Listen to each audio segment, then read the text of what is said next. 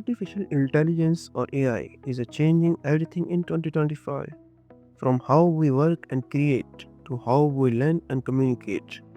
AI is becoming a part of our daily lives. But what exactly is AI? In simple words, it's when computer and machines can think, learn, and make designs like humans. They can understand languages, recognize images, and even create new content. Today, AI tools are everywhere. ChatGPT and Cloud help you write scripts, email, and even video ideas.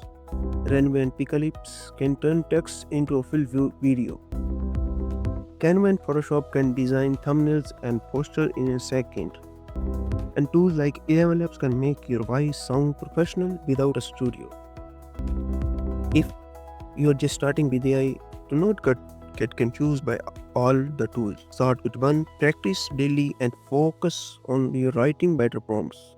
That's the secret. The better your prompts, the smarter your AI becomes. AI does not replace human creativity, it makes it stronger. It helps us work faster, smarter, and with some imaginations.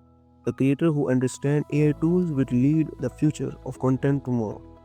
So start learning, start experimenting, and tell AI become your creative partner.